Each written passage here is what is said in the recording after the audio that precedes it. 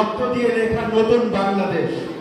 নতুন বাংলাদেশ হবে সুখী সমৃদ্ধ, যেখানে মানুষের অনিশ্চিত জীবন থাকবে না। সুন্দর সমাজ ব্যবস্থাপনার জন্য সবার আগে যেসব খাতে সংস্কার করতে হবে, আমি আমাদের আজকে আমন্ত্রিত অতিথি যারা এসেছেন তাদেরকে আমি সুস্বাগতম জানিয়ে কয়েকটি প্রস্তাবনা দিয়ে যাব। আশা করি আপনারা ভেবে দেখবেন। আমাদের শিক্ষা খাত, চিকিৎসা খাত, খাদ্য নিরাপত্তা এবং বেকার সমস্যা আমাদের দূরীকরণে আপনারা আশা করি ব্যবস্থা গ্রহণ করবেন এবং নতুন বাংলাদেশ হয়েছে, নতুন একটি সংবিধান হবে, আমাদের এটি কামনা থাকবে।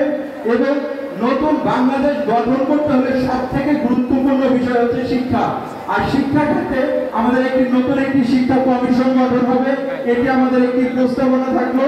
আর সব থেকে বড় কথা, আমাদেরকে যারা খুন করলো, গুম করলো, সেই মানুষদেরকে, সেই খুনিদেরকে আমাদের গ্রেফতার করতে হবে এবং তাদের বিচার নিশ্চিত করতে হবে।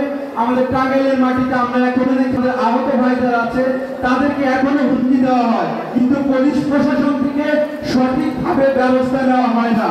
আমরা আশা করবো আজকে আমাদের উপদেষ্টা যারা এসেছেন তারা আরো সুচারুভাবে তাদেরকে পদক্ষেপ নেওয়ার জন্য আপনারা বলবেন এবং তারা সেই পদক্ষেপ গ্রহণ করবে।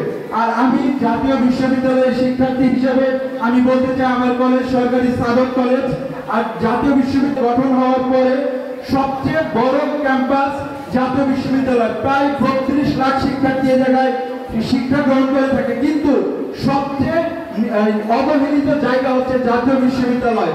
এবং আমরা আশা করব আমাদের যে শিক্ষা ক্ষেত্রে বৈষম্য আছে, আপনারা সেই বৈষম্য দূরকরণের ক্ষেত্রে আপনারা একটি ভালো উদ্যোগ গ্রহণ করবেন এবং আমাদের কাঠামোগত শিক্ষা ক্ষেত্রে যা যা করণীয় আপনারা সেটি করবেন।